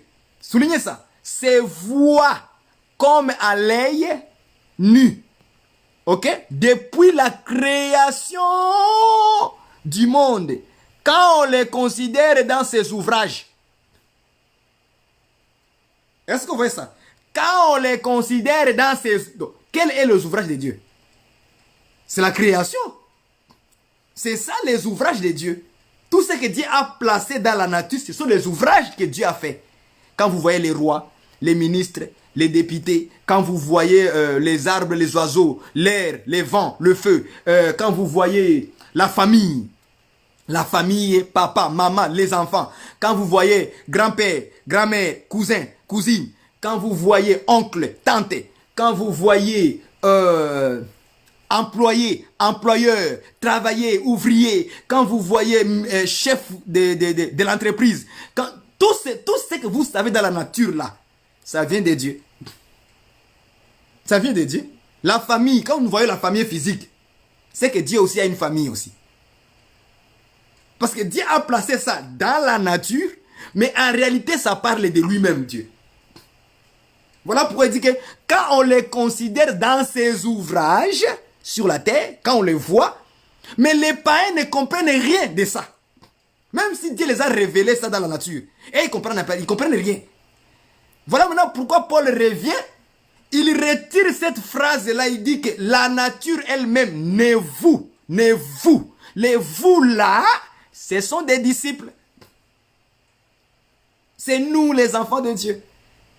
Ne vous enseigne-t-elle pas? Ah, ok. Donc c'est à nous que la nature de Dieu doit nous enseigner. Oui, parce que cette nature-là ne contredit pas sa parole. Vous entendez ça, frère? Vous voyez la même chose que moi? Voilà. Donc ne pensez pas que les papa, maman, ça vient hasard. C'est pas hasard. Ça vient de Dieu lui-même. Les enfants, ça vient de Dieu lui-même. Maison, ça vient de Dieu lui-même. Tente, ça vient de Dieu lui-même. La route, quand on voit la route, les routes sur la terre, ça vient de Dieu lui-même. Chemin là.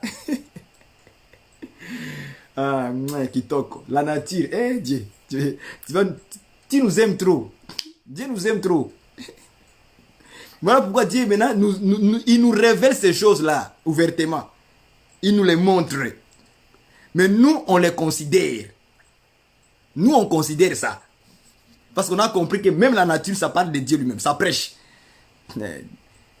Ça prêche. Voilà pourquoi des frères vont prêcher les premiers jours de la création. Ils vous prêchent. Le deuxième jour de la création, de l'eau, les ciels, les oiseaux, les ceci, la terre. C'est la parole de Dieu. Ouais, la nature même enseigne. Est-ce que vous comprenez ça? Quand tu bois de l'eau, c'est un mouvement que tu fais boire de l'eau. Les mouvements là de boire de l'eau. Ça vient de Dieu. Quand tu manges la nourriture, ça vient de Dieu. C'est un mouvement que Dieu a mis ça dans la nature. Mais qui parlait des choses de Dieu lui-même? Quand tu brosses les dents, ça ne vient pas de toi. C'est un mouvement qui vient de Dieu lui-même. Quand tu te laves le corps, est-ce que tu comprends? C'est un mouvement de laver le corps chaque matin. Ok? Ça ne vient pas de nous. Ça vient d'un mouvement de Dieu.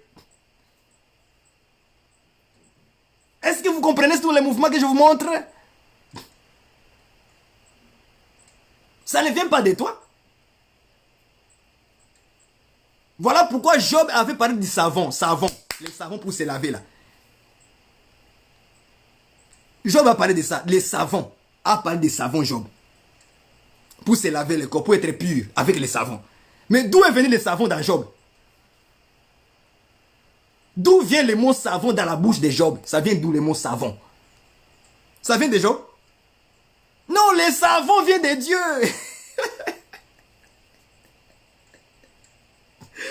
Ah, c'est ça la Bible. La nature va nous enseigner aujourd'hui. Il faut maintenant qu'on rentre dans la nature pour aller sonder la nature aussi maintenant. Voilà. Quand vous avez un bébé à la main là, ça vient de Dieu lui-même. Quand le bébé, tu es en train de l'allaiter avec les seins, ça vient de Dieu lui-même. Voilà. Tout ce que vous voyez dans la nature, c'est Dieu. Je vais vous choquer. Hein? Même la polygamie que vous voyez là, c'est Dieu.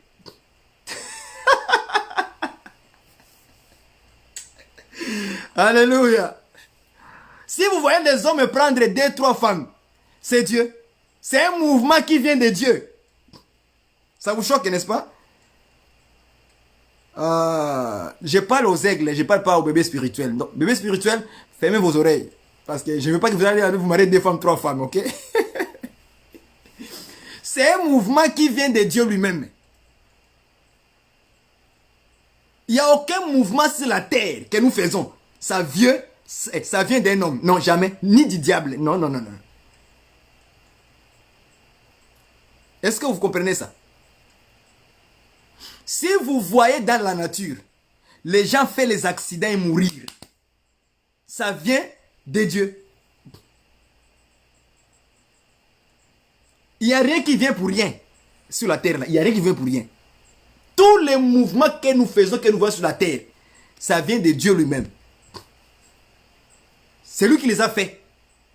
Il n'y a rien qui a été inventé par quelqu'un ici. Voilà. Ça peut vous étonner de choses comme ça, mais dis, comment ça? Mais c'est ça. Tout vient de lui. Quand vous voyez les gens voyager et revenir, ils voyagent en France, ils reviennent encore en Afrique, ils voyagent ici, ils voyagent là-bas. Les voyages là ne viennent pas des hommes, ça vient de la pensée de Dieu lui-même. Vous voyez ça, frère? Je suis en train de citer tous les mouvements qui sont dans la nature. Si nous avons des livres, hein, les livres, on ferme les livres, on ouvre les livres. Tous ces mouvements que nous faisons là, ça vient de Dieu. Ça ne vient pas d'un homme. Ça vient de Dieu. Si nous pleurons, ça vient de Dieu. Si on s'est content, on sourit, ça vient de Dieu. Donc quand on fait le mouvement de rire, de pleurer, d'être en colère, ça vient de Dieu. Ça ne vient pas des hommes. Quand on dort, on se réveille, ça vient de Dieu. Quand on coupe les cheveux, ça vient de Dieu. Quand on garde la barbe, ça vient de Dieu. Alléluia. Donc tous les mouvements que nous faisons dans la nature, tout ça là, ça vient de Dieu lui-même. Il est le créateur, non? S'il est créateur, c'est qu'il a créé tout. C'est qu'il a mis tout à la disposition. Et regardez comment Dieu est mystérieux, il est merveilleux. Regardez, il a placé chaque chose à sa place dans son mouvement. Est-ce que vous voyez ça? Frère, moi je poserai Dieu la question. Comment tu as fait ces choses ici? Comment tu as placé chaque mouvement à sa place? Comment un homme peut sourire? Il peut se fâcher? Il peut être content? Comment tu as placé ces mouvements-là dans l'homme? Comment tu as placé? Je dis, Seigneur, comment tu as fait ça? Vous imaginez un peu la grandeur de Dieu? Quand l'homme est fatigué, comment tu as placé les mouvements de fatigué au moment de fatigué? Je ne sais pas si vous me comprenez un peu. Quand l'homme veut courir, Dieu a placé le courir dans le courir.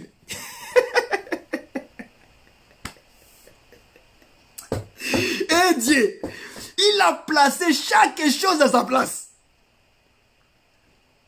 Quand un homme sait qu'ici je vais pleurer, il pleure. Comment tu as placé les pleurs à sa place de pleurer? Est-ce que vous imaginez la grandeur du Seigneur? Il n'a rien fait. Ça. Tout, il a fait tout, il a placé tout à sa... Donc, chaque chose à ce mouvement.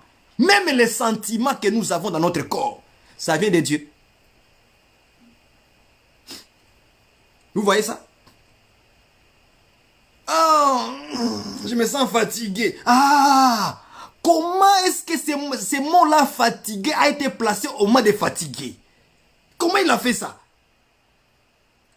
Donc il sait qu'ici, on va dire fatigué. Ici, on va dire je suis en forme. Ici, on va dire que je suis fort. Mais comment il a placé toutes ces choses-là à sa place? Et c'est comme ça que tu dis, ah, je suis fatigué. Non, aujourd'hui, là, je suis en forme. Je suis très bien. Voilà. Donc, tous les mouvements que nous faisons, toi, tu es dans les mouvements, mais ces mouvements-là ont été bien placés, sans oublier sa place. Ça, c'est Dieu. C'est ça que le Dieu que nous adorons. Un Dieu grand, redoutable. C'est ça, Dieu. Là, je vous amène encore dans la nature. Parfois, quand on regarde la nature, on se pose par exemple, comment Dieu a placé tout ça? Comment il a fait ça? Les sentiments que nous avons là, dans nous, comment on sent les sentiments? Comment? Ça vient d'où? C'est ça Dieu. Il a placé les sentiments d'aimer. Il sait qu'ici, l'amour va se diviser en plusieurs couleurs. Ah. Il y aura l'amour entre l'homme et la femme. Il y aura l'amour entre frères et sœurs. Il y aura l'amour entre enfants et parents. Il y aura l'amour entre des membres de famille. Comment Dieu a placé l'amour en divisant l'amour en plusieurs comme ça? Qui peut expliquer ça? Je vous pose la question. Qui peut expliquer cette chose-là? L'amour. Qui peut l'expliquer? Dites-moi qui peut expliquer l'amour de Dieu? Ou bien l'amour des hommes que nous avons, l'amour physiquement là. Qui peut expliquer ça? Comment on sait que l'amour que j'ai là, avec la sœur, c'est un amour qui n'a rien à voir avec l'amour entre papa et les enfants, entre frères et sœurs. Mais tu sais que l'amour que j'ai, la sœur là m'attire. Je l'aime, mais pas l'amour normal. Mais c'est un amour, l'amour là. Comment on le sait que cet amour ici, dans le sens, c'est pour aimer, pour avoir la personne? Comment on le sait? Mais quand on est entre frères et sœurs, on dit, ah ma sœur, je t'aime, mais tu ne sens rien. Mon frère, je t'aime, mais tu ne sens rien.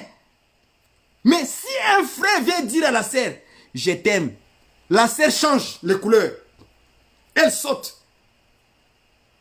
moi aussi, depuis longtemps, je voyais déjà que je commençais à t'aimer aussi. Oui, moi aussi, je t'aime. Comment vous le savez que ça, à ce moment-là, l'amour n'est plus normal? Ça devient maintenant l'amour entre hommes et femmes. Comment vous le savez? Mais lorsque je t'appelle ma sœur Thérèse, ah, ma sœur, je t'aime beaucoup, mais tu ne sens rien. Quand je dirais à la sœur Alice, sœur Alice, je t'aime beaucoup, mais tu ne sens rien. Comment à ce moment-là, l'amour change de couleur? Ça, c'est Dieu qui a fait ça, frère. Qui peut être égal à Dieu, frère? Dans ses œuvres, dans ses ouvrages. Qui peut être égal à Dieu? En voyant toutes ces choses-là, frère, mon intelligence est bloquée. Bloquée complètement, bloquée. Fini. Est-ce que vous comprenez ça? Si la sœur dira à un frère, je t'aime beaucoup, hein? Est-ce que tu le sais? Mais le frère ne sent pas. Parce que pourquoi? À ce moment-là, cet amour-là change de couleur. C'est Dieu qui a placé ça comme ça. Il dit, quand vous allez parler de l'amour entre frères et sœurs, ça ne fera pas des effets. Quand ce sera l'amour entre maman et les enfants, ou papa et les enfants, ça n'aura pas des effets. Mais quand il s'agira de l'amour là, les effets viennent rapidement. Les sentiments sortent, chair de poule. Comment on peut ça? Frère, Dieu est grand, hein? Tu vas blaguer avec Dieu. Dieu est grand. Dieu est un Dieu mystérieux. C'est comme ça qu'il a placé les sentiments dans notre corps. c'est lui qui les a fait comme ça. Ça, c'est notre Dieu. D'Abraham, d'Isaac et d'Israël. Ça, c'est notre Seigneur. Le grand créateur. C'est ça que nous prêchons. Le grand créateur. Pas les petits créateurs que les gens ont inventés là. D'autres dieux là. Non, non, non. C'est pas ça que nous parlons. Jésus-Christ, le véritable Dieu. C'est ça. Comment vous le savez? Je vous pose la question, répondez-moi. Comment vous le savez? Tous ces mouvements-là, comment vous le savez que non, ici c'est ça, ici c'est ça? Comment vous le savez? C'est difficile à expliquer, frère. Ça dépasse notre entendement. Voilà pourquoi on doit l'honorer, ces dieux-là. On doit les respecter. On doit les vivre. Quand on dit respecter Dieu, c'est de marcher selon sa parole. C'est ça le respect, l'honneur qu'on lui donne. Très important.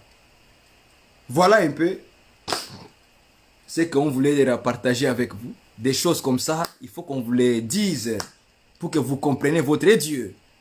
Parce que sinon, parfois on a tendance à perdre l'équilibre. On perd des fois l'équilibre. Parce qu'on ne peut pas connaître ces dieux-là. Dans ses ouvrages aussi, dans sa nature. Vous savez, il y a un verset qui me trouble toujours. C'est un verset qui dit que Dieu compte même nos cheveux. Je me dis, mais nous-mêmes les hommes là, compter les cheveux comme ça, 1, 2, frère, tu ne sauras même pas, c'est fatigant. Comme ça, compte 1. Tu cherches d'abord 1. D'abord, regarde. Ici, là, il y a combien? Ici, là, il y a combien de cheveux? Ici. Juste ici, là, il y a combien de cheveux? Alors, maintenant, Dieu compte tous les cheveux. Vous imaginez? Il fait comment pour compter ça? Il fait comment? Il prend les cheveux, il met dans la machine, il fait comment? C'est ça, les dieux. C'est ça, notre Seigneur. Voilà la grandeur de Dieu. Hein? Posez-vous des bonnes questions. Posez-vous des bonnes questions. Comment Dieu a créé l'homme? Quand Dieu a créé l'homme là, il a commencé à placer les nez, les yeux, les dents, les sourcils, les cils. Il a mis des poils, la barbe, comme ça. Les cheveux. Il a dit cheveux, ça sera ici. Ici en haut des yeux, je vais mettre des sourcils. Il dessine des sourcils. Il voit, non, les nez doivent prendre la forme pas plat, mais la forme est pointue. Il va mettre les nez ici est pointu. Bon, il dit les lèvres. On va se servir des lèvres pour parler. Ah, ok, Dieu met les lèvres pour parler. Il dit, l'homme aura besoin de mâcher la nourriture. Donc, il faut mettre les dents. Dieu lui met les dents. Donc, l'homme aura besoin de parler bien. Il faut la langue. Dieu lui met la langue. Frère. Donc, Dieu a pris vraiment le temps de faire tout ça. Dans son imagination, vraiment, Dieu, il était là en train de placer tous les points du corps. Il place, en train de placer, il l'aiguise. Parce que la Bible dit que l'homme était la poussière. C'était une poussière. Examen, devoir à domicile. Prends de l'eau, sors dehors, prends la boue, hein, la poussière, mets avec de l'eau. Fais-moi une personne. Si tu auras la même peau que ça, va faire ça dehors. Nous, quand on était enfant bébé là en Afrique, on prenait on faisait des petites poupées en poussière. On prenait de la boue, l'argile, hein, on met de l'eau et on faisait des petites poupées, des petites personnes. Et on jouait avec ça. Mais ça n'a jamais changé dans la peau comme ça. Jamais. Posez-vous la question. La peau là, ça vient d'où? De la poussière. Mais quand je prends la poussière là, la même poussière, je fais avec de l'eau, l'argile. Je forme une personne. Je mets la tête, les pieds, tout ça, les mains. Mais ça ne deviendra jamais la peau comme ça. Jamais. Donc, vous voyez comment Dieu est mystérieux? Vous imaginez Dieu est mystérieux? Vous ne voyez pas ça? Posez-vous des bonnes questions. Hein? Vous allez voir que Dieu n'est pas un ami à quelqu'un. C'est un grand Dieu. C'est un créateur. C'est un homme mystérieux. Il est grand. Voilà pourquoi on doit avoir la crainte de lui. Quelqu'un qui est capable à détruire la terre dans une seconde. Vous imaginez? Une seconde, il est capable de faire. Une seconde, boum, la terre est finie. Il est capable de le faire. Mais il est là, il fait semblant comme s'il n'y a rien sur la terre. Hein. Les péchés vont croître. Frère, non, il faut l'aimer, non? Il faut l'aimer. Il faut aimer le Seigneur. Moi, je l'aime comme ça. Voilà pourquoi Dieu nous donne la connaissance, sa connaissance. Il nous renouvelle la connaissance, la force tous les jours. Malgré les combats que nous avons dans la chair, Dieu nous connaît, il nous comprend. Ça peut arriver. Il comprend que l'homme aura des combats parce que nous sommes dans un monde d'un ennemi. Il y a aussi un ennemi qui est là. Le diable est là, les péchés est là, le mal est là. Vous voyez, il y a beaucoup de choses. Les démons sont là, les sorciers sont là. Vous voyez. Donc nous sommes entourés avec beaucoup des animaux féroces. C'est normal. Parce que dans les domaines spirituels, les sorciers, les magiciens, les diables, les démons, Dieu les appelle comme des animaux féroces. Des méchants. Vous voyez? Voilà pourquoi lorsque Dieu voulant, on fera des émissions spéciales pour des rêves. Parce qu'il y a beaucoup de choses, il faut commencer maintenant à parler. Hein? Il faut maintenant commencer à aider des frères et sœurs. Hein? Voilà, dans les rêves, vous voyez des choses. Hein? Là, je suis maintenant de conseiller, là. Je suis de conseiller, de partager avec vous. Ok? D'exhortation comme ça. Donc, il y a des fois où vous rêvez des animaux en train de vous poursuivre, des personnes méchantes en train de vous poursuivre, de la police en train de vous poursuivre, quoi encore? Des choses comme ça. Des fois, tu vois que tu viens de monter la montagne, mais tu es fatigué. Mais les matins, tu te réveilles, tu ne comprends pas qu'est-ce que je rêvais. C'est quoi cette image-là? Des fois, les frères, ils se voient dans un rêve en train de prêcher. Et directement, ils se réveillent. Ils voient, non, pas prêcher, plutôt en train de conduire une voiture. Il conduit les gens dans une voiture, il se réveille, le matin, il devient pasteur. Mais il n'a pas compris les rêves, ça veut dire quoi. Ok? Des fois, tu dors, tu rêves, tu es en mariage. Une robe blanche. J'aime beaucoup des rêves comme ça. Une robe blanche. Hein? Tu te réveilles comme ça. Ah, je vais me marier. Mais tu n'as pas compris c'était quoi le message que Dieu voulait t'annoncer. Est-ce que vous voyez ça? Donc, c'est important de comprendre ces choses-là. Voilà pourquoi nous avons besoin de faire des émissions sur les rêves et les songes que nous recevons. Il faut que des frères, ceux qui sont dignes, ceux qui ont les dons d'interprétation des rêves, des visions, qu'ils commencent à faire ce genre d'émissions. Nous, on va leur donner tous nos rêves que nous avons. Moi aussi, j'en ai. Je vais lui lancer ça. Qui m'interprète. Ou bien une sœur qui a les dons. Vous, les sœurs, vous avez des dons, mais vous êtes là en train de vous... Non, il faut parler. Quand c'est les dons, c'est un don. Tu ne peux pas le freiner. Il y a des sœurs qui ont des dons d'interprétation des rêves dans l'église, mais elle est là, soumission. Ce n'est pas une affaire de soumission. C'est une affaire, c'est toi qui as la clé que Dieu t'a donnée. Interprète. Ça signifie quoi? Faites des émissions comme ça va aider les frères et les sœurs. C'est pour l'édification de l'église. Quelqu'un a rêvé, mais il ne comprend pas. Mais toi, tu as les dons. Mais interprète. Parce que moi, j'en ai pas. Je vous dis la vérité, j'en ai pas. Moi, je n'ai pas de dons d'interprétation des songes. Donc, j'aimerais bien vous le dire ouvertement comme ça. Moi, les dons que j'ai à ce moment ici, là, vraiment, c'est les Écritures. Enseigner. C'est là où vraiment le Seigneur me pousse de plus en plus. C'est là, je connais mon don, moi. Donc, si tu me dis, frère, interprète-moi les songes, moi, je vais te dire, on va prier. Je te dirai, on va prier. Je vais te dire. Parce que je ne me sens pas. Je n'ai rien reçu pour ça. On va prier. Voilà. Je sais que vous rêvez des rêves, frère. Donc, déjà d'avant, je vous signale que, frère, si tu rêves que tu viens de conduire une voiture, cela ne signifie pas que tu as un ministère. Faites attention. Beaucoup de mamans pasteurs ont basé leur vision des églises. Elles ont créé des églises à cause de ça. La femme a vu qu'elle conduisait une camion ou bien une voiture ou bien un bus avec des gens. Elle s'est réveillée le matin. Dis-moi appelé au ministère. Dis-moi appelé au ministère. Dis-moi.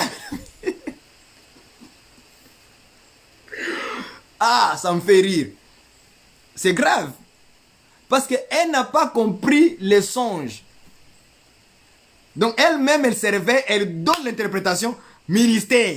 Et c'est comme ça que tous les frères, maintenant, dès qu'ils rêvent en train de conduire une voiture, ministère. Ministère. Est-ce que Dieu a dit que c'est un ministère? Donc pour toi, voiture veut dire ministère.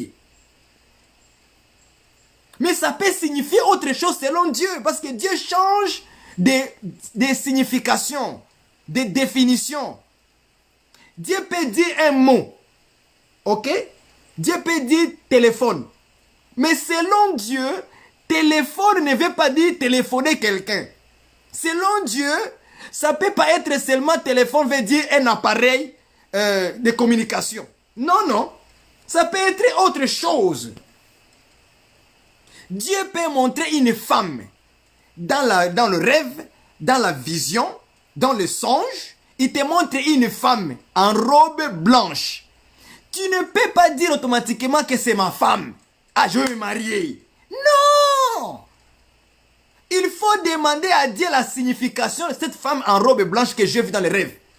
Hein, mon frère, tu comprends ce que je dis? C'est un conseil. Ne cours pas vite d'interpréter. Non. Plante tes deux pieds là, à genoux toi devant Dieu. Seigneur, je vis quelque chose que je ne comprends pas. Donne-moi la signification. Ça, ce sont des conseils que la Bible nous a donnés. À l'image de Daniel. Daniel, un roi, a eu les songes. Mais est-ce que Daniel a commencé à interpréter par sa tête? Non, non. Il a fait quoi? 3 jours dans la prière devant le Seigneur. En train de supplier Dieu de lui donner les rêves et l'interprétation. Parce que comme c'est Dieu qui te l'a montré, donc c'est Dieu qui doit maintenant donner la signification. Toi, tu te réveilles comme ça, tu vas voir une femme en mariage, et directement, je veux me marier. Et tu commences maintenant à crier partout dans ton assemblée. Ah, frère, je veux me marier, je veux me marier, je veux me marier. Et maintenant, quand le mariage va tarder, tu vas encore condamner Dieu. Est-ce que vous voyez ça? Ou soit, les rêves que tu as eu là, ce n'est même pas Dieu qui a parlé. C'est l'ennemi, ou soit c'est ta chair. Est-ce que vous comprenez ça? Donc il faut que tout ça, nous soyons capables à détecter et à être prudents. Donc il faut les enseignements. Il faut les enseignements. Est-ce que vous savez que conduire une voiture, ça peut être ta propre vie? Est-ce que vous le savez? Hein? Ben oui! Conduire une voiture, ça peut être ta propre vie que tu conduis, que tu amènes, que tu marches avec. Donc, parler de la voiture, c'est pas dire ministère, non. Ça peut être ta propre vie. Il y a des gens qui rêvent, ils se voient dans une voiture moche, une voiture mauvaise, en mauvais état. Une voiture, et tu te réveilles comme ça. Mais tu ne verras jamais quelqu'un dire que c'est un ministère.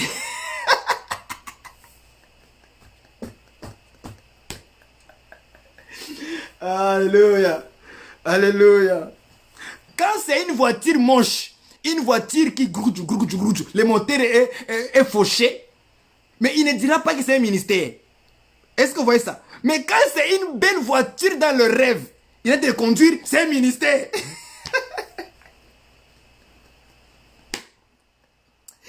Vous me faites rire, hein? Vous me faites rire. Donc, vous choisissez ce qui vous vaut bien. Mais quand Dieu te montre que tu es en train de conduire une voiture moche, là tu dis non, non, non, au nom de Jésus. Là tu te réveilles le matin. Au nom de Jésus, je chasse l'esprit de mauvaise voiture. Non! Dieu est en train de parler que c'est ta propre vie est moche. Est-ce que vous comprenez ça? Voilà. Ayez le discernement de la part du Seigneur. Donc quand c'est moche, l'esprit de voiture moche, je chasse au nom de Jésus. Donc, tu te fatigues pour rien. Ce n'est pas ça. Ce n'est pas un esprit, c'est ta vie. Dieu te montre que ta voiture, ta vie que tu conduis là, est moche, est mauvaise, est dans mauvais état. Vous comprenez ça? Voilà. Donc il faut écouter l'interprétation du Seigneur. Pas ta propre interprétation, tu inventes comme ça dans la tête. Pas ta propre interprétation. Il y a des gens qui voient qu'ils courent vite, ils sautent. Ils courent vite, ils sautent. Mais il se réveille le matin, il ne comprend rien. Qu'est-ce qui s'est passé dans son rêve? Pourquoi tu sautais? Pourquoi tu volais comme ça? Tu quittes un pays à un autre pays. Qui arrive ça souvent? Je sais que ça vous arrive. Je le sais. Ça vous arrive. Les gens te poursuivent là. Tu cours vite. Tu sautes dans un autre pays. Oh, tu te vois que tu es aux États-Unis. Mais comment tu es arrivé aux États-Unis? Tu t'es réveillé le matin, mais tu es en France. Tu es à Bruxelles. Tu es à Paris. Tu es au Canada. Mais tu t'es vite, tu étais en Afrique. Il faut qu'on vous explique. Qu'est-ce qui se passe dans vos rêves? Hein? Bon, il y en a d'autres qui mangent dans les rêves, qui ont dit que manger dans les rêves, c'est de la sorcellerie, c'est de la magie, c'est pas bon. Chacun a toujours des interprétations particulières. Hein? Chacun a ses affaires. Mais nous, en tant que les enfants de Dieu, comme Dieu nous a donné le Saint-Esprit et la sagesse, nous voulons maintenant encadrer les choses correctement. Pour que chacun, quand il reçoit quelque chose dans la vision, qu'il sache est-ce que c'est mauvais ou c'est pas mauvais. Est-ce que ça vient de Dieu ou des diables ou de moi-même la chair. Parce que la Bible aussi nous met dans la prudence. En disant que c'est par beaucoup de, comment dirais-je, beaucoup de choses dans la vie qu'on peut aussi avoir des songes. Donc il faut détecter des choses pour savoir que cela vient de Dieu et Dieu l'interprète comme ça, comme ça, comme ça. Est-ce que vous voyez ça? C'est très important ça. Voilà. C'est comme ça qu'on va grandir maintenant dans les choses du Seigneur. Hein? Et l'église, vous savez, l'église là sera très forte en prière, très forte dans la révélation, très forte des visions de Dieu. Pas n'importe quoi. Non, non, non. Hein? Je ne sais pas si dans vos églises, parfois, quand vous vous réunissez, réunissez-vous aussi dans vos veillées de prière que vous faites à l'église ensemble là. Ayez aussi l'habitude de vous poser des questions. Qui a rêvé, qui a une vision, un rêve, un songe quelconque au milieu de nous? Ayez à parler dans l'assemblée. Parlez-vous. C'est bien de faire les activités spirituelles. Hein? Vous venez à l'église le dimanche, vous chantez, vous louez, on écoute la parole de Dieu, on s'en va à la maison. Mais ayez des temps où vous allez tous vous asseoir. Et vous commencez maintenant à partager des visions, des rêves que les gens ont eu pendant la semaine. C'est comme ça qu'on va développer le discernement. Le discernement ne viendra pas dans le vide. Non. Le discernement vient lorsqu'on est en train de parler. Ah, frère, moi j'ai rêvé hier, je me voyais que j'avais une Bible à la main. Mais j'ai marché dans une route, il y avait beaucoup d'épines. Mais quand j'ai marché dedans, j'avais même pas mal. Mais j'ai marché seulement dedans. Mais j'ai pas compris le matin, ça signifie quoi? Oh. C'est à ce moment-là maintenant que Dieu va verser l'esprit de l'interprétation. Mais si vous n'en parlez pas, vous venez le dimanche, on fait les activités. On chante Alléluia, Amen, Alléluia, Amen. On prie, on écoute la parole de l'homme de Dieu et on s'en va à la maison. Qu'est-ce qu'on a fait de plus? Celui qui avait son rêve, il va retourner à la maison avec son rêve. Sans interprétation. Et le rêve sera mort comme ça. Et ça là, ça se passe dans beaucoup des assemblées comme ça. Pas de dialogue. On n'en parlait même pas. Mais c'est au moment là des visions, des veillées, des prières, que Dieu aussi peut verser de l'interprétation. Et c'est là maintenant où on va découvrir que la sœur ici a le don d'interpréter les songes. Le frère ici a le don d'interpréter des songes. Est-ce que vous comprenez ça? Mais si on ne fait pas ça, mais comment on le saura? Ministre de Dieu, je te pose la question, comment tu le sauras? Que tel a un don de miracle, tel a un don, parce qu'il n'y a pas des exercices. Ayons l'habitude, lorsqu'on fait des veillées à l'église, ensemble, posons des questions aux gens qui a eu comme un message, par vision, par rêve, par songe, parlons-en ensemble. Lorsque la personne parlera, il y aura une voix qui va sortir dans quelqu'un et il va interpréter les songes. Et vous saurez que, dès que vous allez voir que les frères ou la sœur, il fait ça 2 fois, 3 fois, 4 fois, 5 fois, 6 fois, 7 fois, c'est toujours lui qui interprète. Sache-le qu'il a les dons d'interprétation.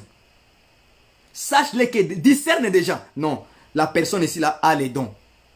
Maintenant, là on saura maintenant que chaque fois quand on aura des visions ou des rêves, on viendra à lui ou à elle lui poser la question. Est-ce que vous comprenez maintenant les discernements des choses? Il faut que chacun puisse mettre ces dons-là en œuvre dans l'église pour l'utilité commune. Est-ce que vous voyez ça?